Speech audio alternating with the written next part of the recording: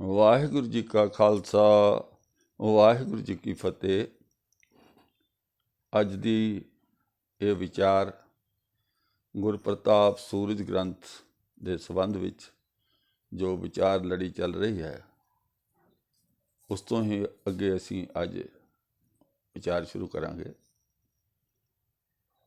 ਉਹ ਸਮਾਂ ਜਦੋਂ ਗੁਰੂ ਗੋਬਿੰਦ ਸਿੰਘ ਜੀ ਚਮਕੌਰ ਦੀ ਗੜ੍ਹੀ ਦੇ ਵਿੱਚੋਂ ਨਿਕਲ ਕੇ ਗਏ ਹਨ, ਤਾਂ ਕਈ ਸਥਾਨਾਂ ਤੋਂ ਹੁੰਦੇ ਹੋਏ ਅਖੀਰ ਜਦੋਂ ਆਪਣੇ ਇੱਕ ਸਿੱਖ ਗੁਲਾਬੇ ਦੇ ਘਰ ਵਿੱਚ ਠਹਿਰੇ ਹੋਏ ਸਨ, ਉਸ ਤੋਂ ਅੱਗੇ ਬਾਹਰ ਜਾਣ ਦਾ ਪ੍ਰੋਗਰਾਮ ਹੋਇਆ ਅਤੇ ਗਨੀ ਖਾਂ ਅਤੇ ਨਵੀ ਖਾਂ ਜੋ ਦੋ ਮੁਸਲਮਾਨ ਸਨ ਉਹ ਮਿਲੇ। ਉਹਨਾਂ ਨੇ ਵਿਚਾਰ ਕੀਤੀ ਕਿ ਬਹੁਤ ਸਖਤ ਪਹਿਰਾ ਹੈ, ਬਾਹਰ ਜਾਣਾ ਬਹੁਤ ਮੁਸ਼ਕਲ ਹੈ।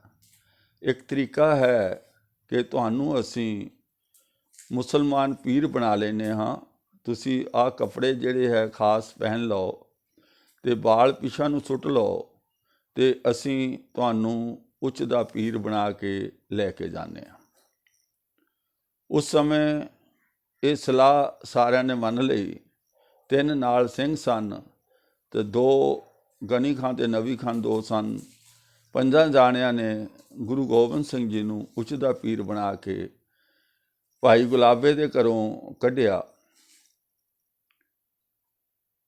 ਕਾਫੀ ਸਮਾਂ ਸਫ਼ਰ ਤੈਅ ਕੀਤਾ। ਆਖਿਰ ਉਸ ਸਮੇਂ ਦੀ ਵਾਰਦਾਤ ਹੈ ਜਦੋਂ ਗੁਰੂ ਸਾਹਿਬ ਜੀ ਇੱਕ ਪਿੰਡ ਵਿੱਚ ਪਹੁੰਚੇ ਤਾਂ ਉੱਥੇ ਇੱਕ ਸਿੱਖ ਮਿਲਿਆ।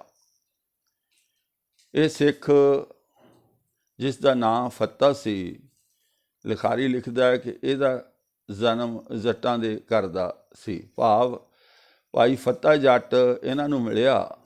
ਜਦੋਂ ਫੱਤੇ ਜੱਟ ਨੇ ਗੁਰੂ ਸਾਹਿਬ ਨੂੰ ਦੇਖਿਆ, ਉਸਨੇ ਪਹਿਚਾਣ ਲਿਆ ਕਿ ਇਹ ਤਾਂ ਗੁਰੂ ਗੋਬਿੰਦ ਸਿੰਘ ਜੀ ਹਨ। ਉਹ ਨੇੜੇ ਗਿਆ, ਕੋਲ ਜਾ ਕੇ ਬੈਠ ਗਿਆ ਅਤੇ ਵੰਦਨਾ ਕੀਤੀ ਹੈ ਗੁਰੂ ਸਾਹਿਬ ਦੇ ਚਰਨਾਂ ਵਿੱਚ, ਤਾਂ ਬੇਨਤੀ ਕੀਤੀ ਹੈ, ਸੱਚੇ ਪਾਤਸ਼ਾਹ ਜੀ, ਮੇਰੇ ਲਈ ਕੋਈ ਸੇਵਾ ਹੋਵੇ ਤਾਂ ਦੱਸੋ, ਖਾਣ ਪੀਣ ਦੀ, ਜਲ ਪਾਣੀ ਦੀ, ਜਾਂ ਕੋਈ ਵੀ ਸੇਵਾ ਹੈ ਮੇਰੇ ਲਾਇਕ ਹੈ ਤਾਂ ਦੱਸੋ, ਤਾਂ ਕਿ ਮੈਂ ਤੁਹਾਡੀ ਸੇਵਾ ਕਰ ਸਕਾਂ। ਗੁਰੂ ਗੋਬਿੰਦ ਸਿੰਘ ਜੀ ਨੇ ਉਸ ਵੇਲੇ ਭਾਈ ਫੱਤੇ ਨੂੰ ਕਿਹਾ ਕਿ ਤੇਰੇ ਘਰ ਜਿਹੜੀਆਂ ਘੋੜੀਆਂ ਹਨ, ਉਹਨਾਂ ਵਿੱਚੋਂ ਇੱਕ ਘੋੜੀ ਤੂੰ ਸਾਨੂੰ ਲਿਆ ਕੇ ਦੇ। ਇਹ ਜੇ ਮੈਂ ਕਹਾਣੀ ਸੁਣਾ ਰਿਹਾ ਹਾਂ, ਮੈਂ ਹੂ-ਬਹੂ ਉਸੇ ਤਰ੍ਹਾਂ ਹੀ ਸੁਣਾਵਾਂਗਾ ਜਿਵੇਂ ਇਸ ਗ੍ਰੰਥ ਦੇ ਲਿਖਾਰੀ ਨੇ ਲਿਖੀ ਹੋਈ ਹੈ। ਇਸ ਦੀ ਪੜਚੋਲ ਅਸੀਂ ਆਖਰ ਵਿੱਚ ਕਰਾਂਗੇ। ਕਹਾਣੀ ਨੂੰ ਸੱਚ ਨਹੀਂ ਮੰਨ ਲੈਣਾ। ਇਹ ਕਹਾਣੀ ਇਸ ਲਿਖਾਰੀ ਦੇ ਮਨ ਦੀ ਉਪਜ ਹੈ। ਇਸ ਕਹਾਣੀ ਦੁਆਰਾ ਲਿਖਾਰੀ ਗੁਰਮਤਿ ਦੇ ਕਿਹੜੇ ਕਿਹੜੇ ਅੰਗਾਂ 'ਤੇ ਸੱਟ ਮਾਰ ਰਿਹਾ ਹੈ, ਉਹ ਆਪਾਂ ਵਿਚਾਰ ਕਰਨੀ ਹੈ। ਖੈਰ, ਫੱਤੇ ਨੂੰ ਜਦੋਂ ਗੁਰੂ ਸਾਹਿਬ ਨੇ ਕਿਹਾ, ਭਾਈ ਮੈਨੂੰ ਇੱਕ ਘੋੜੀ ਲਿਆ ਦੇ, ਜਿਹੜੀਆਂ ਘੋੜੀਆਂ ਤੇਰੇ ਘਰ ਹਨ, ਫੱਤਾ ਉਹਨੀ ਪੈਰੀਂ ਵਾਪਸ ਘਰ ਨੂੰ ਚੱਲ ਪਿਆ ਅਤੇ ਜਾ ਕੇ ਉਸਨੇ ਆਪਣੀ ਰਸਤੇ ਵਿੱਚ ਹੀ ਸੋਚਦਾ ਜਾਂਦਾ ਸੀ ਕਿ ਗੁਰੂ ਸਾਹਿਬ ਨੂੰ ਮੈਂ ਛੋਟੀ ਘੋੜੀ ਦੇ ਦੇਵਾਂਗਾ। ਘਰ ਦੇ ਵਿੱਚ 2 ਘੋੜੀਆਂ ਸਨ। ਇੱਕ ਵੱਡੀ ਸੀ ਜੋ ਆਮ ਤੌਰ 'ਤੇ ਉਹ ਆਪਣੇ ਕੰਮ ਕਾਜ ਲਈ ਵਰਤੋਂ ਵਿੱਚ ਲਿਆਉਂਦਾ ਸੀ। ਦੂਸਰੀ ਘੋੜੀ ਛੋਟੀ ਸੀ, ਹਲਕੀ ਸੀ। ਉਸਨੇ ਛੋਟੀ ਘੋੜੀ ਨੂੰ ਜੋ ਹੈ ਉਸ ਦੇ ਉੱਤੇ ਕਾਠੀ ਪਾਈ ਜਾ ਕੇ ਤਾਂ ਛੋਟੀ ਘੋੜੀ ਨੂੰ ਖੋਲ੍ਹ ਕੇ ਉਹ ਗੁਰੂ ਗੋਬਿੰਦ ਸਿੰਘ ਜੀ ਤਰਫ ਨੂੰ ਚੱਲ ਪਿਆ। ਜਦੋਂ ਗੁਰੂ ਗੋਬਿੰਦ ਸਿੰਘ ਦੇ ਕੋਲ ਆਇਆ, ਘੋੜੀ ਹੌਲੀ ਹੌਲੀ ਚੱਲ ਕੇ ਆ ਰਹੀ ਸੀ। ਗੁਰੂ ਗੋਬਿੰਦ ਸਿੰਘ ਨੇ ਉਸ ਘੋੜੀ ਨੂੰ ਦੇਖਿਆ ਤਾਂ ਭਾਈ ਫੱਤੇ ਨੂੰ ਕਿਹਾ, ਭਾਈ ਇਹ ਘੋੜੀ ਮੇਰੇ ਕੰਮ ਦੀ ਨਹੀਂ ਹਾਂ, ਮੈਨੂੰ ਵੱਡੇ ਵਾਲੀ, ਦੂਜੇ ਵਾਲੀ ਘੋੜੀ ਲਿਆ ਕੇ ਦਿਓ। ਫੱਤਾ, ਜੋ ਕਿ ਇੱਕ ਗਰੀਬ ਕਿਸਾਨ ਸੀ, ਗਰੀਬ ਜੱਟ ਸੀ, ਉਹ ਉਸਦੀ ਇੰਨੀ ਪਹੁੰਚ ਨਹੀਂ ਸੀ ਕਿ ਉਹ ਐਡੀ ਵੱਡੀ ਘੋੜੀ ਗੁਰੂ ਸਾਹਿਬ ਨੂੰ ਦਾਨ ਕਰ ਸਕਦਾ, ਭੇਟ ਕਰ ਸਕਦਾ। ਇਸ ਕਰਕੇ ਜਾਣ-ਬੁੱਝ ਕੇ ਉਹ ਛੋਟੀ ਘੋੜੀ ਲੈ ਕੇ ਗਿਆ ਸੀ। ਅਣਜਾਣੇ ਵਿੱਚ ਨਹੀਂ ਲੈ ਕੇ ਗਿਆ ਸੀ ਕਿ ਉਸ ਦਾ ਪਾਣਾ, ਉਸ ਦੀ ਜੋ ਤਾਕਤ ਹੈ, ਉਸ ਦੀ ਜੋ ਪਹੁੰਚ ਹੈ, ਉਸਦੀ ਫਾਈਨੈਂਸ਼ੀਅਲ ਕੰਡੀਸ਼ਨ ਹੈ, ਉਸ ਅਨੁਸਾਰ ਉਹ ਆਪਣੇ ਮਨ ਨੂੰ ਇੱਥੋਂ ਤੱਕ ਹੀ ਤਿਆਰ ਕਰ ਪਾਇਆ ਸੀ ਕਿ ਛੋਟੀ ਘੋੜੀ ਉਹ ਗੁਰੂ ਸਾਹਿਬ ਨੂੰ ਭੇਟ ਕਰ ਸਕਦਾ ਹੈ। ਜਿਵੇਂ ਗਰੀਬ ਆਦਮੀ ਆਮ ਤੌਰ 'ਤੇ ਕਰਦਾ ਹੈ, ਉਸੇ ਤਰ੍ਹਾਂ ਹੀ ਫਤਿਹ ਨੇ ਕੀਤਾ। ਕਿਉਂਕਿ ਅਸੀਂ ਵੀ ਇੱਥੇ ਰਹਿੰਦੇ ਹਾਂ ਸਮਾਜ ਦੇ ਵਿੱਚ, ਸਾਡਾ ਕੋਈ ਗੂੜਾ ਦੋਸਤ ਮਿੱਤਰ ਦੂਸਰੇ ਸ਼ਹਿਰ ਤੋਂ ਚੱਲ ਕੇ ਸਾਡੇ ਕੋਲ ਆਵੇ, ਅਸੀਂ ਉਸ ਦਾ ਹਾਲ ਚਾਲ ਪੁੱਛਦੇ ਹਾਂ ਵੀ ਤੈਨੂੰ ਕਿਸੇ ਚੀਜ਼ ਦੀ ਜ਼ਰੂਰਤ ਹੈ ਤਾਂ ਸਾਨੂੰ ਦੱਸਣਾ, ਅਸੀਂ ਤੁਹਾਡੀ ਮਦਦ ਕਰਾਂਗੇ। ਤਾਂ ਸਾਡਾ ਦੋਸਤ ਸਾਨੂੰ ਦੱਸਦਾ ਕਿ ਭਾਈ ਹੋਰ ਤਾਂ ਸਭ ਠੀਕ ਹੈ, ਮੈਂ ਕੰਪਨੀ ਦੇ ਕੰਮ ਲਈ ਜਾਂ ਫਲਾਣੇ ਕੰਮ ਲਈ ਆਇਆ ਹਾਂ, ਸਭ ਠੀਕ ਠਾਕ ਚੱਲ ਰਿਹਾ ਹੈ, ਕਿਸੇ ਤਰ੍ਹਾਂ ਦੀ ਕੋਈ ਤਕਲੀਫ ਨਹੀਂ ਹੈ, ਪਰ ਇੱਕ ਮੁਸ਼ਕਿਲ ਜ਼ਰੂਰ ਹੈ ਕਿ ਜਦੋਂ ਮੈਨੂੰ ਆਫਿਸ ਜਾਣਾ ਹੁੰਦਾ ਅਤੇ ਰਾਸਤੇ ਵਿੱਚ ਕੋਈ ਸਿੱਧੀ ਬੱਸ ਨਹੀਂ ਹੈ, ਕਈ ਬੱਸਾਂ ਬਦਲਣੀਆਂ ਪੈਂਦੀਆਂ। ਜੇ ਕੋਈ 2 ਵੀਲਰ ਕੋਈ ਸਾਧਨ ਹੁੰਦਾ ਤਾਂ ਮੇਰਾ ਕੰਮ ਸੌਖਾ ਹੋ ਜਾਣਾ ਸੀ। ਤਾਂ ਅਸੀਂ ਕੀ ਕਰਦੇ ਹਾਂ ਕਿ ਸਾਡੇ ਕੋਲ ਜੇ 2 ਸਾਧਨ ਹੈ, ਇੱਕ ਸਾਧਨ ਤਾਂ ਹੈ ਜਿਹੜਾ ਅਸੀਂ ਰੋਜ਼ਮਰਰਾ ਦੇ ਕੰਮ ਲਈ ਆਪਣੀ ਡਿਊਟੀ ਜਾਣ ਲਈ ਵਰਤਦੇ ਹਾਂ, ਇੱਕ ਸਟੈਂਡ ਬਾਈ ਸਾਧਨ ਸਾਡੇ ਘਰ ਖੜ੍ਹਾ ਹੈ ਜੋ ਪਹਿਲਾਂ ਅਸੀਂ ਵਰਤਦੇ ਸੀ, ਪਰ ਹੁਣ ਉਹ ਐਵੇਂ ਖੜ੍ਹਾ ਹੈ ਕਿਉਂਕਿ ਅਸੀਂ ਨਵਾਂ ਸਾਧਨ ਲੈ ਲਿਆ, ਨਵਾਂ ਮੋਟਰਸਾਈਕਲ ਲੈ ਲਿਆ ਜਾਂ ਨਵੀਂ ਕਾਰ ਲੈ ਲਈ। ਅਤੇ ਅਸੀਂ ਕਹਿੰਦੇ ਹਾਂ ਵੀ ਭਾਈ ਮੇਰੇ ਕੋਲ ਇੱਕ ਚੀਜ਼ ਪਈ ਹੈ, ਇੱਕ ਮੋਟਰਸਾਈਕਲ ਪਿਆ, ਇੱਕ ਕਾਰ ਪਈ ਹੈ, ਉਹ ਦੇਖ ਲੈ, ਉਹ ਤੂੰ ਵਰਤ ਲੈ, ਆਪਣਾ ਕੰਮ ਚਲਾ, ਸ਼ਾਇਦ ਤੇਰਾ ਬੁੱਤਾ ਸਰ ਜਾਏਗਾ। ਪਰ ਅਸੀਂ ਕਦੀ ਵੀ ਆਪਣੀ ਉਹ ਚੀਜ਼ ਨਹੀਂ ਦਿੰਦੇ ਜਿਹੜੀ ਸਾਡੀ ਰੋਜ਼ਮਰਰਾ ਦੀ ਵਰਤੋਂ ਵਿੱਚ ਆਉਂਦੀ ਹੈ, ਜਿਹ ਤੋਂ ਬਗੈਰ ਸਾਡਾ ਗੁਜ਼ਾਰਾ ਨਹੀਂ ਹੁੰਦਾ। ਅਸੀਂ ਮਦਦ ਜ਼ਰੂਰ ਕਰਨਾ ਚਾਹੁੰਦੇ ਹਾਂ, ਪਰ ਨਾਲ ਦੀ ਨਾਲ ਅਸੀਂ ਇਹ ਵੀ ਦੇਖਦੇ ਹਾਂ ਕਿ ਸਾਡਾ ਆਪਣਾ ਘਰ ਦਾ ਰੂਟੀਨ ਰੋਜ਼ ਦਾ ਕੰਮ ਚੱਲਦਾ ਰਹੇ। ਆਪਣੇ ਪਾਣੇ ਅਨੁਸਾਰ, ਆਪਣੀ ਪਹੁੰਚ ਅਨੁਸਾਰ ਅਸੀਂ ਹਰ ਤਰ੍ਹਾਂ ਨਾਲ ਆਪਣੇ ਦੋਸਤ ਮਿੱਤਰਾਂ ਦੀ ਸੇਵਾ ਮਦਦ ਕਰਦੇ ਹਾਂ। ਅਜਿਹੀ ਹਾਲਤ ਭਾਈ ਫਤਿਹ ਦੀ ਸੀ, ਕੋਈ ਬਹੁਤਾ ਅਮੀਰ ਨਹੀਂ ਸੀ, ਨੋਰਮਲ ਆਦਮੀ ਸੀ। ਤਾਂ ਉਸਨੇ ਵੀ ਇਹ ਸੋਚਿਆ ਵੀ ਠੀਕ ਹੈ, ਗੁਰੂ ਦੀ ਸੇਵਾ ਵੀ ਹੋ ਜਾਏਗੀ ਅਤੇ ਨਾਲੇ ਮੇਰਾ ਕੰਮ ਵੀ ਚੱਲਦਾ ਰਹੇਗਾ। ਜਦੋਂ ਭਾਈ ਫਤਿਹ ਨੂੰ ਗੁਰੂ ਸਾਹਿਬ ਨੇ ਕਿਹਾ ਭਾਈ ਮੈਨੂੰ ਇਹ ਘੋੜੀ ਨਹੀਂ ਚਾਹੀਦੀ, ਦੂਜੀ ਲਿਆ ਦਿਓ, ਫਤਿਹ ਉਹ ਵੱਡੀ ਘੋੜੀ ਦੇਣ ਨੂੰ ਤਿਆਰ ਨਹੀਂ ਸੀ। ਇਸ ਕਰਕੇ ਉਸਨੇ ਬਹਾਨਾ ਕੀਤਾ ਕਿ ਗੁਰੂ ਜੀ ਮੈਂ ਵੱਡੀ ਘੋੜੀ ਤਾਂ ਲਿਆ ਦਿੰਦਾ, ਪਰ ਮੇਰਾ ਜਵਾਈ ਸਵੇਰੇ ਹੀ ਆਇਆ ਸੀ, ਉਹ ਵੱਡੀ ਘੋੜੀ ਨੂੰ ਲੈ ਕੇ ਕਿਤੇ ਚਲਾ ਗਿਆ ਹੈ, ਹੁਣ ਤੁਸੀਂ ਰੁਕਣਾ ਤਾਂ ਹੈ ਨਹੀਂ, ਉਹ ਪਤਾ ਨਹੀਂ ਕਦੋਂ ਆਏਗਾ, ਇਸ ਕਰਕੇ ਤੁਸੀਂ ਇਹੀ ਘੋੜੀ ਲੈ ਕੇ ਚਲੇ ਜਾਓ। ਪਰ ਗੁਰੂ ਸਾਹਿਬ ਜਿੱਦਾਂ ਆਪਾਂ ਆਮ ਤੌਰ 'ਤੇ ਕਹਿੰਦੇ ਹਾਂ ਘੱਟ ਘੱਟ ਕੇ ਅੰਤਰ ਕੀ ਜਾਣ, ਅਸੀਂ ਇਹ ਸ਼ਬਦ ਵਰਤਦੇ ਹਾਂ ਕਿਉਂਕਿ ਹੋਰ ਕੋਈ ਤਰੀਕਾ ਨਹੀਂ ਸੀ ਵੀ ਗੁਰੂ ਜਾਣ ਸਕਦਾ। ਫਤਿਹ ਨੇ ਤਾਂ ਦੱਸਿਆ ਹੀ ਨਹੀਂ ਸੀ ਮੇਰੇ ਕੋਲ ਕਿੰਨੀਆਂ ਘੋੜੀਆਂ ਨੇ ਜਾਂ ਕੀ ਹੈ, ਇਹ ਤਾਂ ਜਾਂ ਕਵੀ ਦੀ ਦਿਮਾਗ ਦੀ ਉਪਜ ਹੈ, ਜਾਂ ਫਿਰ ਇਹ ਸਮਝ ਲਓ ਵੀ ਜਿਵੇਂ ਆਮ ਤੌਰ 'ਤੇ ਕਹਿੰਦੇ ਹਾਂ ਗੁਰੂ ਅੰਤਰ ਕੀ ਜਾਣਤ ਸੀ, ਗੁਰੂ ਨੂੰ ਪਤਾ ਸੀ ਕਿ ਇਹਦੇ ਕੋਲ 2 ਘੋੜੀਆਂ ਹਨ, ਤਾਂ ਇਸ ਕਰਕੇ ਹੀ ਗੁਰੂ ਨੇ ਦੂਸਰੀ ਘੋੜੀ ਮੰਗਵਾਈ ਹੈ।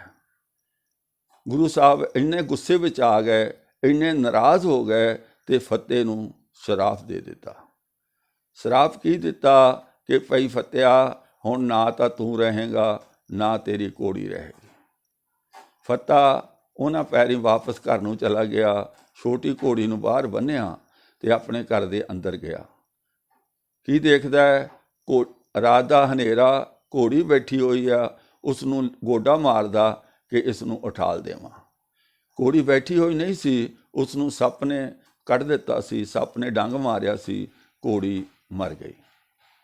ਉਹ ਸੱਪ ਹਾਲੇ ਉੱਥੇ ਹੀ ਬੈਠਾ ਸੀ, ਉਸੇ ਸੱਪ ਨੇ ਫਤਿਹ ਨੂੰ ਵੀ ਡੰਗ ਮਾਰਿਆ ਅਤੇ ਕੁਛ ਹੀ ਘੜੀਆਂ ਵਿੱਚ ਫਤਿਹ ਵੀ ਚੱਲ ਵਸਿਆ, ਉਸ ਦੀ ਮੌਤ ਹੋ ਗਈ। ਇਹ ਕਹਾਣੀ ਕਵੀ ਸੰਤੋਖ ਸਿੰਘ ਜੀ ਨੇ ਗੁਰਪ੍ਰਤਾਪ ਸੂਰਜ ਗ੍ਰੰਥ ਵਿੱਚ ਲਿਖੀ ਹੈ। ਅਸੀਂ ਬੜੇ ਚਟਪਟੇ ਮਸਾਲੇ ਲਾ ਲਾ ਕੇ ਬੜੇ ਹੀ ਇਸ ਨੂੰ ਲੋਕਾਂ ਨੂੰ ਭਾਵੁਕ ਕਰਦੇ ਆ ਕਿ ਇਹ ਕਹਾਣੀ ਸੁਣਾਉਂਦੇ ਆ ਕਿ ਗੁਰੂ ਸਾਹਿਬ ਦੇ ਉੱਤੋਂ ਕੁਰਬਾਨ ਹੋ ਜਾਣਾ ਚਾਹੀਦਾ ਹੈ। ਦੇਖੋ ਫਤਿਹ ਨੇ ਆਹ ਕਿੱਡੀ ਵੱਡੀ ਗਲਤੀ ਕੀਤੀ, ਨਾ ਆਪ ਰਿਹਾ ਨਾ ਘੋੜੀ ਰਹੀ। ਆਓ ਅੱਛਾ ਇਸ ਨੂੰ ਡੂੰਘਾਈ ਤੇ ਵਿਸ਼ਲੇਸ਼ਣ ਕਰੀਏ ਕਿ ਕੀ ਇਹ ਗੱਲ ਸਹੀ ਹੈ। ਇਹ ਗੁਰਮਤਿ ਅਨੁਸਾਰ ਇਹ ਜੋ ਕੁਝ ਕਹਾਣੀ ਲਿਖੀ ਗਈ ਹੈ, ਇਸ ਦਾ ਕੋਈ ਅਰਥ ਬਣਦਾ ਹੈ, ਕੁਝ ਸਮਾਜ ਨੂੰ, ਸੰਸਾਰ ਨੂੰ ਸਾਨੂੰ ਫਾਇਦਾ ਹੁੰਦਾ ਹੈ। ਗੁਰੂ ਗੋਬਿੰਦ ਸਿੰਘ ਜੀ ਸਮੇਂ ਦੇ ਸਰਕਾਰ ਦੇ ਭਗੌੜੇ ਸਨ ਔਰ ਇਹ ਸਾਰੇ ਜਾਣਦੇ ਸਨ। ਕਹਾਣੀ ਇਹਦੇ ਵਿੱਚ ਹੀ ਅੱਗੇ ਲਿਖਿਆ ਹੈ ਕਿ ਫਤਿਹ ਨੂੰ ਪਤਾ ਸੀ ਕਿ ਇਹ ਉੱਥੋਂ ਨਿਕਲ ਕੇ ਆਏ ਹਨ।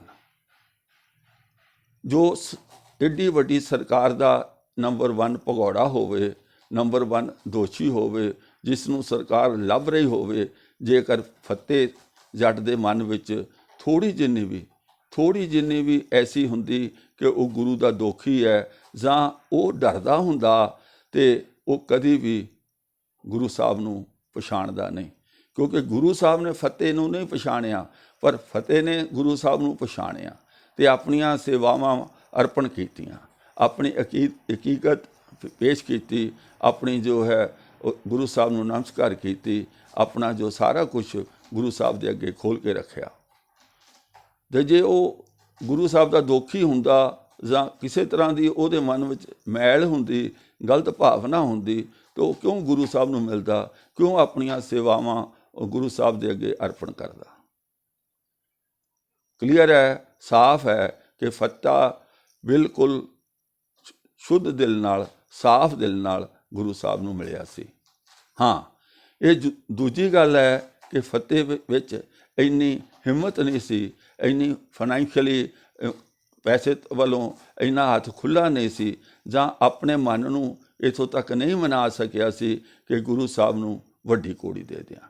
ਪਰ ਇਤਨੀ ਗਲਤੀ ਫਤਿਹ ਦੀ ਸੀ, ਇਸੇ ਕਰਕੇ ਫਤਿਹ ਨੇ ਝੂਠ ਬੋਲਿਆ, ਫਤਿਹ ਨੇ ਕਹਾਣੀ ਬਣਾਈ। ਨਹੀਂ ਤਾਂ ਉਹ ਗੁਰੂ ਸਾਹਿਬ ਦਾ ਦੋਖੀ ਨਹੀਂ ਸੀ, ਗੁਰੂ ਸਾਹਿਬ ਨੂੰ ਪਿਆਰ ਕਰਦਾ ਸੀ, ਗੁਰੂ ਸਾਹਿਬ ਦੀ ਮਦਦ ਵੀ ਕਰਨਾ ਚਾਹੁੰਦਾ ਸੀ।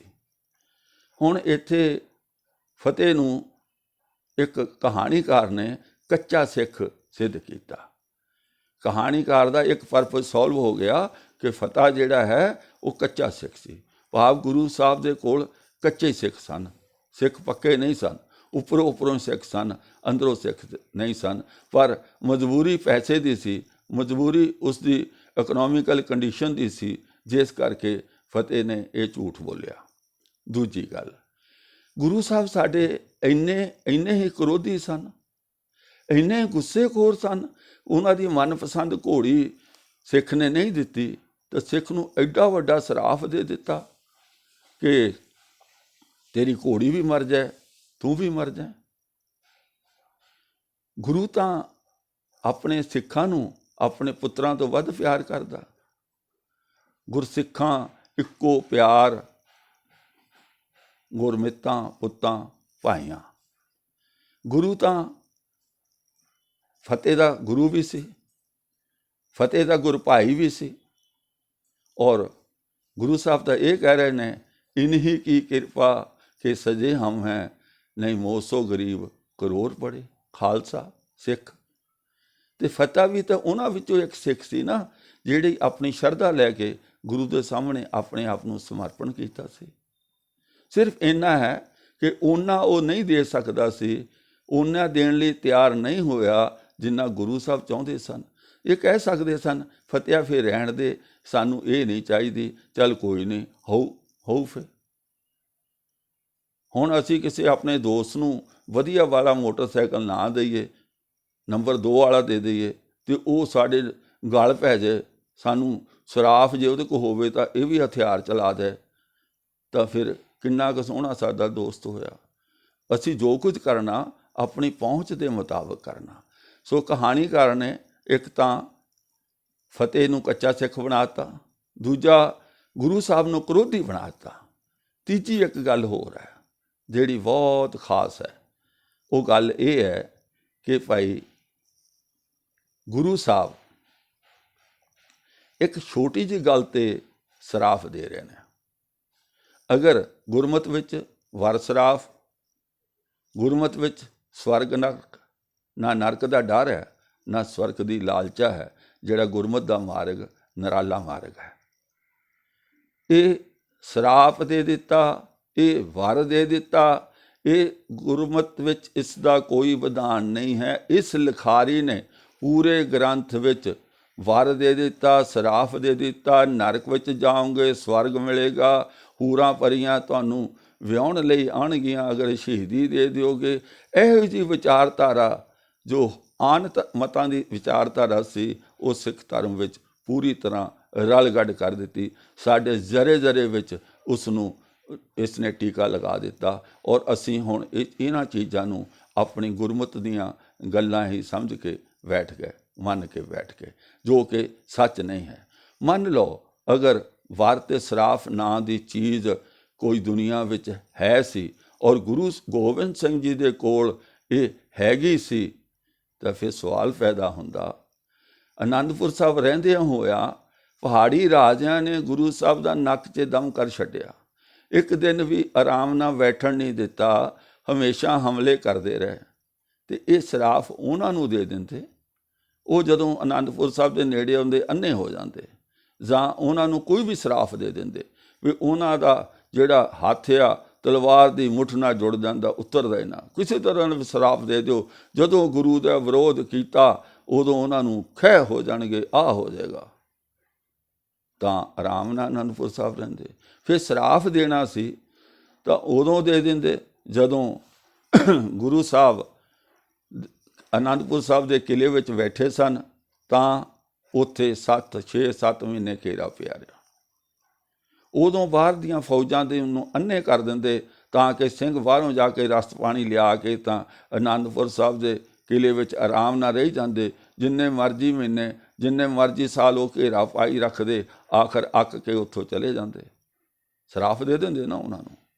ਜੇ ਸਰਾਫ ਹੀ ਦੇਣਾ ਸੀ, ਕਿਉਂਕਿ ਜਿਹੜਾ ਹਥਿਆਰ ਤੁਹਾਡੇ ਕੋਲ ਸਭ ਤੋਂ ਵਧੀਆ ਹੋਵੇ, ਉਹ ਭਰਾ ਨਾ ਵੰਨੇ ਦੀ ਵੱਟ ਪਿੱਛੇ ਲੜਦਿਆਂ ਨਹੀਂ ਵਰਤਣਾ ਹੁੰਦਾ। ਉਹ ਜਦੋਂ ਕੋਈ ਬਾਹਰਲਾ ਦੇਸ਼ ਆ ਕੇ ਤੁਹਾਡੇ 'ਤੇ ਹਮਲਾ ਕਰਦਾ, ਉਹ ਹਥਿਆਰ ਉਦੋਂ ਵਰਤਣਾ ਹੁੰਦਾ। ਜਦੋਂ ਬਾਹਰੋਂ ਭਾਰੀ ਫੋਰਸ ਲੈ ਕੇ ਆਉਂਦਾ, ਸਭ ਤੋਂ ਵੱਡਾ ਹਥਿਆਰ ਉਦੋਂ ਵਰਤਣਾ ਹੁੰਦਾ, ਨਾ ਕਿ ਜਦੋਂ ਘਰ ਵਿੱਚ ਲੜਾਈ ਪਏ ਉਸ ਹਥਿਆਰ ਦੇ ਨਾਲ ਆਪਣੇ ਭਰਾ ਨੂੰ ਮਾਰ ਦਿਓ, ਆਪਣੇ ਗੁਆਂਢੀ ਨੂੰ ਮਾਰ ਦਿਓ। ਜਿਵੇਂ ਗੁਰੂ ਗੋਬਿੰਦ ਸਿੰਘ ਜੀ ਨੇ ਉਸ ਹਥਿਆਰ ਦੇ ਨਾਲ ਘੋੜੀ ਵੀ ਮਾਰ ਦਿੱਤੀ ਅਤੇ ਆਪਣੇ ਸਿੱਖ ਨੂੰ ਵੀ ਮਾਰ ਦਿੱਤਾ। ਸਾਡਾ ਗੁਰੂ ਐਸਾ ਨਹੀਂ ਕਰਦਾ। ਕਿਤੇ ਐਂ ਨਾ ਸਮਝਣਾ ਕਿ ਅਸੀਂ ਗੁਰੂ ਦੇ ਵਿਰੁੱਧ ਬੋਲਦੇ ਹਾਂ, ਗੁਰੂ ਦੇ ਦੋਖੀ ਹਾਂ। ਸਾਨੂੰ ਪਤਾ ਸਾਡਾ ਗੁਰੂ ਕਿਹੋ ਜਿਹਾ ਸੀ। ਉਹ ਆਪਣੇ ਸਿੱਖ ਦੀ ਇੱਜ਼ਤ ਪੱਤ ਰੱਖਣ ਵਾਲਾ ਸੀ, ਆਪਣੇ ਸਿੱਖ ਨੂੰ ਆਪਣਾ ਅੰਗ ਮੰਨਦਾ ਸੀ, ਆਪਣੇ ਸਿੱਖ ਦੀ ਹਰ ਔਕੜ ਵੇਲੇ ਉਸਦੇ ਸਹਾਈ ਹੁੰਦਾ ਸੀ, ਹਰ ਵੇਲੇ ਆਪਣੇ ਸਿੱਖ ਨੂੰ ਹੌਸਲਾ ਦੇ ਕੇ ਰੱਖਦਾ ਸੀ, ਟੈਂਡੀ ਕਲਾ ਵਿੱਚ ਨਹੀਂ ਜਾਣ ਦਿੰਦਾ ਸੀ, ਹਰ ਵੇਲੇ ਉਹਦੇ ਅੰਗ ਸੰਗ ਹੁੰਦਾ ਸੀ। ਉਹ ਗੁਰੂ ਗੋਬਿੰਦ ਸਿੰਘ ਸੀ। ਆਪ ਉਸਨੇ ਜਿੰਨੀਆਂ ਮਰਜ਼ੀ ਮੁਸ਼ਕਿਲਾਂ ਝੱਲੀਆਂ, ਘਰ ਖਾਲੀ ਕਰਨਾ ਪਿਆ, ਛੱਡਣਾ ਪਿਆ, ਪਰਿਵਾਰ ਵਿਛੋੜਾ ਹੋ ਗਿਆ, ਸਾਹਿਬਜ਼ਾਦੇ ਸ਼ਹੀਦ ਹੋ ਗਏ। ਮਾਤਾ ਦਾ ਛੋਟੇ ਸਾਹਿਬਜ਼ਾਦਿਆਂ ਦਾ ਪਤਾ ਨਹੀਂ, ਪਰ ਉਹਨਾਂ ਨੇ ਕਿਸੇ ਸਿੱਖ ਨਾਲ ਕੋਈ ਐਸੀ ਬੁਰੀ ਗੱਲ ਨਹੀਂ ਕਹੀ ਕਿ ਜਿਹੜਾ ਕਿ ਸਿੱਖ ਦੇ ਮਨ ਨੂੰ ਦੁੱਖ ਲੱਗੇ। ਹਮੇਸ਼ਾ ਸਿੱਖਾਂ ਨੂੰ ਆਪਣੇ ਪੁੱਤਰਾਂ ਦੇ ਬਰਾਬਰ ਗੁਰੂ ਸਾਹਿਬ ਨੇ ਮੰਨਿਆ। ਫਿਰ ਇੱਥੇ ਗੁਰੂ ਗੋਬਿੰਦ ਸਿੰਘ ਨੂੰ ਮਾੜੀ ਜਿਹੀ ਗੱਲ 'ਤੇ ਸਰਾਫ ਦਿੰਦੇ ਦੱਸਿਆ। ਉਹ ਜੇ ਸਰਾਫ ਦੇਣਾ ਸੀ, ਉਹ ਸਰਸਾ ਨਦੀ ਨੂੰ ਦੇ ਦਿੰਦੇ, ਵੀ ਸੁੱਕ ਜਾ, ਤੂੰ ਸਾਡੇ ਪਰਿਵਾਰ ਨੂੰ ਤੰਗ ਕਰਦੀ, ਸਾਨੂੰ ਲੰਘਣ ਨਹੀਂ ਦਿੰਦੀ। ਸਰਾਫ ਦੇਣਾ ਸੀ, ਉਹਨਾਂ ਨੂੰ ਦੇ ਦਿੰਦੇ ਜਿਨ੍ਹਾਂ ਨੇ ਸੌਹਾਂ ਖਾ ਕੇ ਅਨੰਦਪੁਰ ਸਾਹਿਬ ਦੇ ਕਿਲ੍ਹੇ ਵਿੱਚੋਂ ਇਹਨਾਂ ਨੂੰ ਜਾਣ ਲਈ ਕਿਹਾ, ਬਾਅਦ 'ਚ ਸੌਹਾਂ ਭੰਗ ਕਰ ਦਿੰਦੀਆਂ। ਇਹ ਹਥਿਆਰ ਤਾਂ ਉੱਥੇ ਵਰਤਣਾ ਸੀ, ਪਰ ਕਿਉਂਕਿ ਕਹਾਣੀਕਾਰ ਨੇ ਸਾਡੇ ਸਾਰੇ ਸਿਸਟਮ ਨੂੰ ਤਹਿਸ ਨਹਿਸ ਕਰਨਾ, ਸਾਡੇ ਗੁਰਮਤਿ ਦੇ ਸਾਰੇ ਵਿਧਾਨ ਨੂੰ ਜੋ ਹੁਣ ਤੱਕ 10 ਗੁਰੂ ਸਾਹਿਬਾਨਾਂ ਨੇ ਬਣਾਇਆ ਸੀ, ਉਸ ਨੂੰ ਖਤਮ ਕਰਨਾ ਕਹਾਣੀਕਾਰ ਦਾ ਜਿਹੜਾ ਮੁੱਖ ਮਕਸਦ ਹੀ ਇੰਨਾ ਹੈ। ਇਸ ਤਰ੍ਹਾਂ ਕਰਕੇ ਇਹ ਜਿਹੜੀ ਸਾਰੀ ਗੱਲ ਹੈ। ਔਰ ਚੌਥੀ ਅਤੇ ਆਖਰੀ ਗੱਲ ਜੋ ਬਹੁਤ ਖਾਸ ਹੈ, ਜੋ ਇੰਜੈਕਸ਼ਨ, ਬੇਹੋਸ਼ੀ ਦਾ ਇੰਜੈਕਸ਼ਨ ਜੋ ਇਹ ਲਿਖਾਰੀ ਸਾਨੂੰ ਲਗਾ ਰਿਹਾ, ਇਹ ਕਹਿਣਾ ਚਾਹ ਰਿਹਾ ਗੁਰੂ ਸਾਹਿਬ ਦਾ ਨਾਮ ਵਰਤ ਕੇ ਕਿ ਸਿੱਖੋ, ਤੁਹਾਡੇ ਕੋਲੋਂ ਕੋਈ ਸੰਤ ਬਾਬਾ ਭੇਖੀ ਪਖੰਡੀ ਆ ਕੇ ਕੋਈ ਚੀਜ਼ ਦੀ ਡਿਮਾਂਡ ਕਰਦਾ, ਕੋਈ ਚੀਜ਼ ਮੰਗਦਾ, ਜਿਹੜੀ ਘਰ ਵਿੱਚ ਸਭ ਤੋਂ ਵਧੀਆ ਚੀਜ਼ ਹੈ ਉਸ ਨੂੰ ਦੇਣੀ ਹੈ। ਤੁਸੀਂ ਆਪ ਭਾਵੇਂ ਭੁੱਖੇ ਰਹੋ, ਨੰਗੇ ਰਹੋ, ਆਪ ਘਰ ਤੋਂ ਬੇਘਰ ਕੁੱਲੀ ਵਿੱਚ ਰਹੋ, ਪਰ ਜੇ ਕੋਈ ਧਰਮ ਦੇ ਨਾਂ 'ਤੇ ਤੁਹਾਤੋਂ ਕੁਛ ਮੰਗਦਾ ਹੈ ਤਾਂ ਉਸ ਦੀ ਸ਼ਰਧਾ ਪੂਰੀ ਕਰੋ, ਨਹੀਂ ਤਾਂ ਤੁਹਾਨੂੰ ਸਰਾਫ ਦੇ ਦੇਵੇਗਾ। ਇਹ ਸਾਨੂੰ ਲਿਖਾਰੀ ਪੂਰੀ ਕਹਾਣੀ ਵਿੱਚ, ਪੂਰੇ ਗ੍ਰੰਥ ਵਿੱਚ ਮੈਂ ਪੜ੍ਹ ਚੁੱਕਾ। ਇਹਦਾ ਇੱਕੋ ਹੀ ਇੱਕ ਮਕਸਦ ਹੈ, ਸਿੱਖ ਦੀ ਤੋਹੀਨ ਕਰਨਾ, ਗੁਰੂ ਦੀ ਤੋਹੀਨ ਕਰਨਾ, ਸਾਰੇ ਸਿਸਟਮ ਨੂੰ ਭੰਗ ਕਰਨਾ, ਜੋ ਹੁਣ ਤੱਕ ਗੁਰੂ ਨਾਨਕ ਦੇਵ ਜੀ ਤੋਂ ਲੈ ਕੇ ਹੁਣ ਤੱਕ ਇੱਕ ਨਵਾਂ ਨਾਨਕ ਮਾਰਿਆ ਸਿੱਕਾ ਜਗਤ ਵਿੱਚ ਨਾਨਕ ਨਿਰਮਲ ਪੰਥ ਚਲਾਇਆ। ਪੂਰੇ ਗ੍ਰੰਥ ਵਿੱਚ ਮੈਨੂੰ ਕਿਤੇ ਨਿਰਮਲ ਪੰਥ ਦੇ ਦਰਸ਼ਨ ਨਹੀਂ ਹੋਏ। ਹਾਂ, ਨਿਰਮਲ ਪੰਥ ਜਿਹੜਾ ਗੁਰੂ ਨਾਨਕ ਨੇ ਚਲਾਇਆ ਸੀ, ਉਸ ਨੂੰ ਖਤਮ ਕਰਨ ਲਈ, ਉਸ ਨੂੰ ਤਹਿਸ ਨਹਿਸ ਕਰਨ ਲਈ ਕੋਈ ਵਿਆਹ ਸ਼ਾਦੀ ਹੋਵੇ, ਪੰਡਤ ਜੀ ਨੂੰ ਬੁਲਾ ਲਓ, ਮਹੂਰਤ ਕਢਵਾ ਲਓ, ਚੰਗੇ ਮਾੜੇ ਦਿਨ ਨਿਕਲਵਾ ਲਓ। ਪੂਰੇ ਗ੍ਰੰਥ ਵਿੱਚ ਕਿਤੇ ਵੀ ਇਹ ਨਹੀਂ ਹੈ, ਗੁਰਮਤ ਕਿਤੇ ਗੱਲ ਨਹੀਂ ਕੀਤੀ। ਸੋ ਜਿਹੜੀ ਮੁੱਖ ਗੱਲ ਹੈ, ਇਸ ਲਿਖਾਰੀ ਨੇ ਸਿੱਖੀ ਦੀਆਂ ਜੜ੍ਹਾਂ ਵਿੱਚ ਤੇਲ ਦਿੱਤਾ ਹੈ। ਆਓ ਗੁਰਸਿੱਖੋ, ਅਗਰ ਚਾਹੁੰਦੇ ਹਾਂ ਕਿ ਗੁਰੂ ਨਾਨਕ ਦੀ ਸਿੱਖੀ ਮੁੜ ਉਜਾਗਰ ਹੋ ਜਾਏ, ਤਾਂ ਫਿਰ ਅਜਿਹੇ ਗ੍ਰੰਥਾਂ ਨੂੰ ਇਹਨਾਂ ਦੀ ਅਸਲੀ ਜਗ੍ਹਾ 'ਤੇ ਪਹੁੰਚਾਉਣਾ ਪਏਗਾ। ਅਗਰ ਇਹ ਗ੍ਰੰਥਾਂ ਦੀ ਇਸੇ ਤਰ੍ਹਾਂ ਹੀ ਕਥਾ ਗੁਰਦੁਆਰਿਆਂ ਸਾਹਿਬਾਨ ਵਿੱਚ ਹੁੰਦੀ ਰਹੀ, ਫਿਰ ਜੋ ਲੱਖ ਕੋਸ਼ਿਸ਼ ਕਰ ਲਓ, ਲੱਖ ਕੋਸ਼ਿਸ਼ ਕਰ ਲਓ, ਸਾਡੀ ਹਾਲਤ ਉਹੀ ਬਣੀ ਰਹੇਗੀ ਜਿਹੜੀ ਉਸ ਮਲਾਹ ਦੀ ਆ, ਜਿਸ ਨੇ ਵੇੜੀ ਨੂੰ ਚੱਪੂ 'ਤੇ ਲਾ ਰਿਹਾ ਪਰ ਰੱਸਾ ਨਹੀਂ ਖੋਲ੍ਹਿਆ ਕਿਨਾਰੇ ਤੋਂ। ਸਾਡੀ ਹਾਲਤ ਉਸੇ ਤਰ੍ਹਾਂ ਦੀ ਹੈ ਜਿਵੇਂ ਕਾਰ ਵਾਲੇ ਨੇ ਪਾਰਕਿੰਗ ਬ੍ਰੇਕ ਲਾਈ ਹੋਈ ਹੈ ਅਤੇ ਗੇਅਰ 'ਚ ਪਾ ਕੇ ਗੱਡੀ ਚਲਾਉਣਾ ਚਾਹੁੰਦਾ। ਅੱਗ ਲੱਗ ਜਾਊ, ਟੁੱਟ ਜਾਊ, ਪਰ ਮੂਵਮੈਂਟ ਕੁਝ ਨਹੀਂ ਹੋਣੀ। ਇਸੇ ਤਰ੍ਹਾਂ ਕਰਕੇ ਜਦੋਂ ਤੱਕ ਅਜਿਹੇ ਗ੍ਰੰਥ ਸਾਡੇ ਗਲ ਪਏ ਹੋਏ ਨੇ, ਇਹਨਾਂ ਨੂੰ ਅਸੀਂ ਆਪਣਾ ਸਮਝ ਕੇ ਬਹੁਤ ਸਤਿਕਾਰਤ ਮੰਨਿਆ ਹੋਇਆ ਹੈ, ਉਹਨਾਂ ਚਿਰ ਅਸੀਂ ਗੁਰੂ ਗ੍ਰੰਥ ਸਾਹਿਬ ਤੋਂ ਦੂਰ ਜਾਂਦੇ ਜਾਵਾਂਗੇ, ਗੁਰਮਤਿ ਦੀ ਵਿਚਾਰਧਾਰਾ ਤੋਂ ਦੂਰ ਜਾਵਾਂਗੇ, ਸੱਚ ਨਾਲੋਂ ਨਿਖੜ ਜਾਵਾਂਗੇ, ਸੱਚ ਨਾਲੋਂ ਟੁੱਟ ਜਾਵਾਂਗੇ, ਅਸੀਂ ਕੁਝ ਵੀ ਪ੍ਰਾਪਤ ਨਹੀਂ ਕਰ ਸਕਾਂਗੇ। ਸੋ ਅੱਜ ਇਤਨੀ ਵਿਚਾਰ ਅਗਲੀ ਵੀਡੀਓ ਵਿੱਚ ਕਰਾਂਗੇ। ਇੱਕੋ ਹੀ ਬੇਨਤੀ ਹੈ, ਜੇ ਨਵੀਂ ਖੋਜ ਚਾਹੁੰਦੇ ਹੋ, ਸੰਗਤ ਚਾਹੁੰਦੀ ਹੈ ਕਿ ਨਵਾਂ ਗਿਆਨ, ਨਵੀਂ ਗੱਲ, ਸੱਚੀ ਗੱਲ ਸਾਡੇ ਤੱਕ ਪੁੱਜੇ, ਤਾਂ ਇਸ ਵੀਡੀਓ ਨੂੰ ਜ਼ਰੂਰ ਪਸੰਦ ਕਰੋ ਔਰ ਅੱਗੇ ਆਪਣੇ ਦੋਸਤਾਂ ਮਿੱਤਰਾਂ ਕੋਲ ਭੇਜੋ। ਔਰ ਜਿਹੜਾ ਚੈਨਲ ਹੈ ਸੱਚ ਦੀ ਖੋਜ ਵਿਦ ਬਲਦੇਵ ਸਿੰਘ MA, ਇਸ ਨੂੰ ਸਬਸਕ੍ਰਾਈਬ ਕਰੋ ਤਾਂ ਕਿ ਇਹ ਸੱਚ ਦਾ ਜੋ ਲੋਹ ਹੈ, ਪ੍ਰਕਾਸ਼ ਹੈ, ਸਾਰੀ ਦੁਨੀਆ ਵਿੱਚ ਫੈਲੇ। ਅਸੀਂ ਗੁਰੂ ਨਾਨਕ ਦੇ ਕੀਤੇ ਹੋਏ ਪਰਉਪਕਾਰਾਂ ਦਾ ਕੁਝ ਕਰਜ਼ਾ ਚੁਕਾ ਸਕੀਏ। ਆਓ ਫਤਿਹ ਬੁਲਾਈਏ। ਵਾਹਿਗੁਰੂ ਜੀ ਕਾ ਖਾਲਸਾ, ਵਾਹਿਗੁਰੂ ਜੀ ਕੀ ਫਤਿਹ।